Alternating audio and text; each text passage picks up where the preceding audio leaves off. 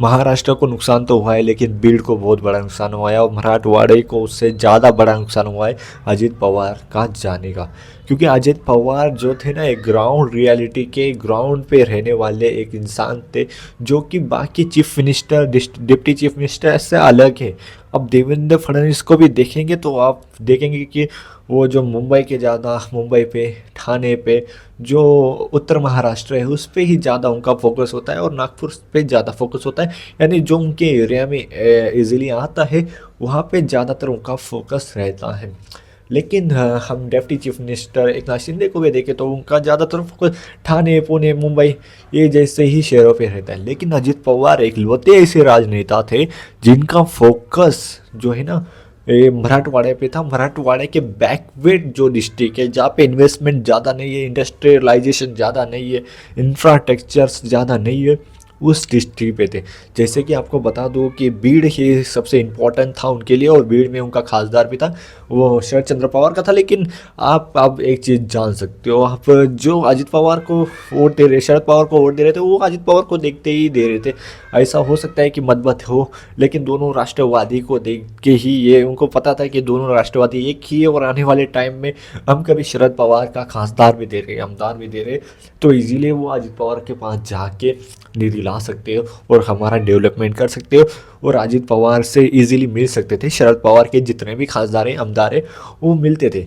इसलिए अजित पवार कभी शरद पवार अपोजिशन में भी रहते थे, तो अजित पवार के जरिए वो सरकार से पैसा इजीली ला सकते थे। वो एक चीज़ अजित शरद पवार के लिए, महाविकास आघाड़ी की सरकार में जो शरद पवार है उनके लिए बहुत बड़ा डाउनफॉल देखने को मिल रहा है। लेकिन अब चीज़ एक चीज़ हो सकती है आने वाले टाइम में। अब देखो, जो बैकवर्ड जो डिस्ट्रिक्ट है, बीड़ जैसे, परभनी जैसे, जालना जैसे, जहाँ पे इन्वेस्टमेंट ज़्यादा नहीं है, लातूर जैसे, वहाँ पे अभी बहुत मुश्किल की घड़ी आ सकती है। क्योंकि अभी वहाँ का डेवलपमेंट एकदम से रोक सकता है शायद अब वहाँ के खासदार, आमदार जो राष्ट्रवादी के हैं, जो बाकी और चीज़ के हैं, वो लोग को ज़्यादा ध्यान देना चाहिए, वो लोगों को ज़्यादा एक्टिव होना चाहिए। क्योंकि आप देखो, आपका एक सबसे बड़ा हथियार चला गया है, आपकी एक सबसे बड़ी ताकत चली गई है अजित पवार।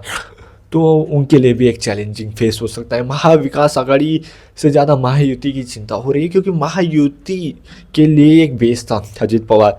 आप देख सकते हो, बहुत सारे लोग सोचते हैं महायुति नहीं कराया होगा, ये वगैरह वगैरह, आने वाले टाइम में पता चलेगा। लेकिन महायुति के लिए भी एक झटका ही है, क्योंकि पूरा महाराष्ट्र को यूनाइटेड रखना, पूरे महाराष्ट्र का डेवलपमेंट करना, ये महायुति के लिए एक बड़ी चीज़ थी। और ये हो रहा था आने वाले टाइम में। अभी हम देख सकते हो महाराष्ट्र की करंट पॉलिटिक्स देख सकते हो, अजित पवार कहाँ भी जाते तो कुछ ना कुछ उद्घाटन कर रहे थे, यानी कुछ ना कुछ निधि ला रहे थे, कुछ ना कुछ वो जा भी जाते थे तो वो कहते थे कि मैं ये काम करूँगा, मैं हॉस्पिटल बनाऊँगा, मैं रेल लाऊँगा, मैं प्लेन लाऊँगा, मैं यहाँ के रोड अच्छे करूँगा, ये कहते थे। उनका डायरेक्टली ये था कि अब वो कर रहे थे तो महायुति सरकार को भी इसका फ़ायदा हो रहा था, क्योंकि महायुति की थी, और उसका फ़ायदा बीजेपी को भी होता था, शिवसेना शिंदेगढ़ को भी होता था, यानी पूरे महायुति को होता था, तो सेंट्रल को भी हो जाता था उनका फ़ायदा। और एक चीज़ महायुति के लिए ये अच्छी थी, लेकिन अभी उनके लिए भी एक नुकसानदायक है, क्योंकि अब देवेंद्र फडणवीस जो है ना, वो ज़्यादातर देखते हैं मुंबई जैसे एरिया, मुंबई, ठाणे, नागपुर, जो विदर्भ का एरिया है, वो साइड में ज़्यादा फोकस होता है देवेंद्र फडणवीस का। वो ज़्यादा मराठवाड़े में नहीं दिखेंगे आपको। जालना साइड है, ये जो मराठवाड़ा है, लातूर, नांदेड़, बिंदड़, वो नांदेड़, लातूर वगैरह, धाराशिव, उस्मानाबाद कहते हैं हम उनको, सोलापुर, ये साइड वो ज़्यादा नहीं दिखती। लेकिन ये साइड आपको देखने को मिलते थे अजित पवार।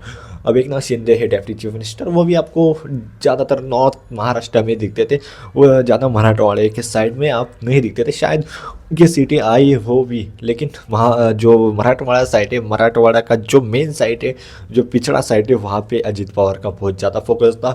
और ये मराठवाड़े के लिए सबसे बड़ी दुखद खबर है, क्योंकि आने वाले टाइम में कभी एक अच्छा लीडर नहीं मिलता है मराठवाड़ा को। तो आने वाले टाइम में मराठवाड़े का जो डेवलपमेंट अभी जा रहा था, पीक पे जा रहा था, रोड बन रहे थे, बहुत सारी चीज़ें, आप घूमोगे मराठवाड़े में तो बहुत सारी चीज़ें हो चुकी थी जो महायुति सरकार में हुई। और ये अच्छी बात है, क्योंकि सालाना करनी चाहिए महायुति सरकार की, जो कि वो काम कर रही थी जो ग्राउंड लेवल पे। लेकिन अब थोड़ा सा मुश्किल हो सकता है। और अजित पवार यानी कहाँ ये फाइनेंस मिनिस्टर भी थे, फाइनेंस इनके पास था।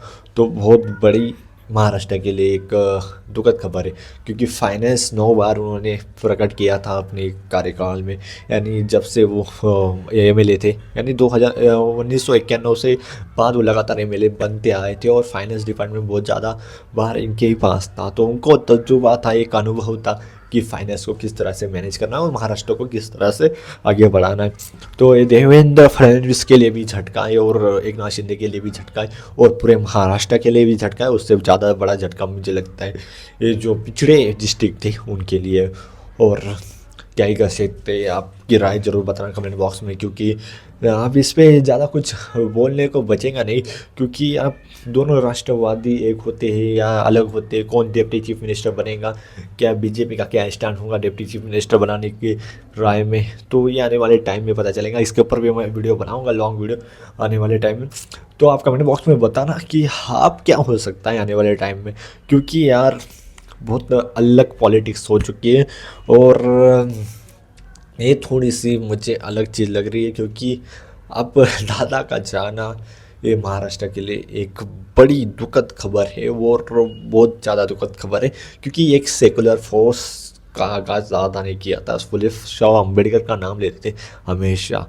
तो बीजेपी के अंदर एक बैलेंस बना था, यानी हम देख हिंदुत्व का भी वोट मिलता था, सेकुलरिज्म का भी वोट मिलता था और बहुत सारी चीज़ें कोई भी पार्टी सोचती है ना। मैं एक चीज़ बोलता हूँ, थोड़ा लास्ट 1-2 मिनट दो मुझे।